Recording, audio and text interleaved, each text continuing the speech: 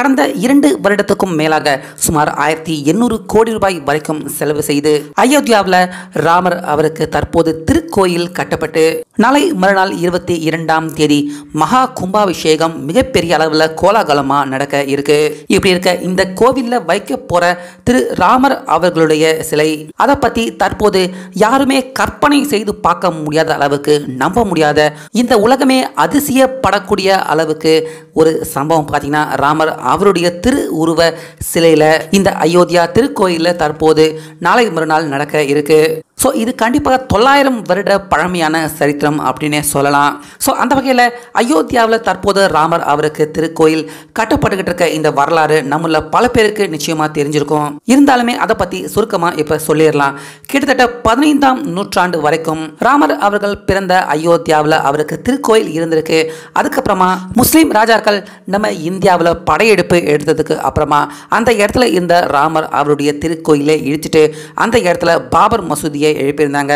அதுக்கப்புறமா இப்பதான் ஒரு 30 வருடத்திற்கு முன்னாடி பாபர் மசூதி அங்க இருந்து அகற்றப்பட்டு முஸ்லீம் சகோதரர்களுக்கு வேற ஒரு சிறப்பு இடத்தை ஒதுக்கிட்டு ராமர் அவர்கள் பிறந்த அந்த இடத்துல ஏற்கனவே கோயில் இருந்த அதே இடத்துல தற்போது கடந்த 2 வருடமா மிகப்பெரிய அளவில் மீண்டும் ராமர் அவர்களுக்கு திருக்கோயில் எழுப்பி இந்த 22ஆம் தேதி மகா கும்பாபிஷேகம் நடக்க இருக்கு. இப்படி இருக்க கடந்த 2 வருடத்துக்கு முன்னாடி இந்த திருக்கோயில் எழுப்புறதுக்காக மிகப்பெரிய அளவில் பள்ளம் தோன்றப்பட்டிருக்கு. ஸோ அந்த பள்ளத்தில் கிட்டத்தட்ட 900 வருடம் பழமை வாய்ந்த ராமர் அவருடைய திருவுருவம் கொண்ட சிலை ஒன்று கண்டெடுக்கப்பட்டிருக்கு.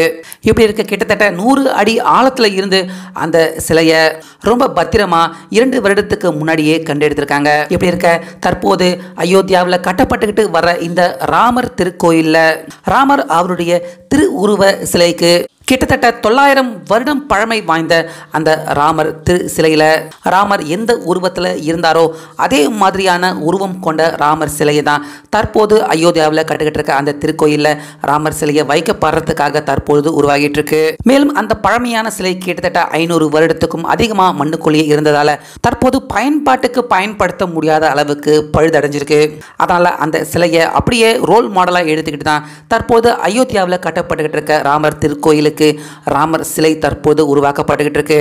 இப்படி இருக்க இந்த 22ஆம் தேதி நடக்க போற இந்த மகா கும்பாபிஷேகத்தில் ராமர் அவருடைய சிறு வயது முகம் தோற்றம் கொண்ட ஒரு கல்லிலான சிலையை வச்சுதான் இந்த மகா கும்பாபிஷேகத்தை நடத்த இருக்காங்க.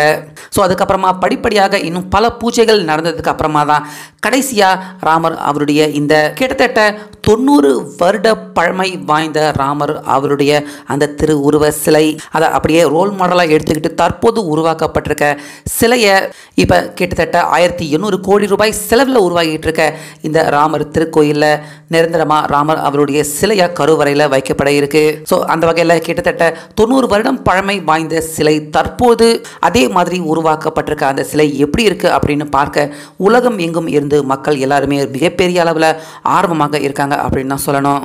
ஸோ நீங்களும் அதே மாதிரி ஆர்வமாக இருந்தீங்கன்னா கமெண்ட்ல கண்டிப்பாக ஜெய் ஸ்ரீ ராம் அப்படின்னு பதிவிடுங்க.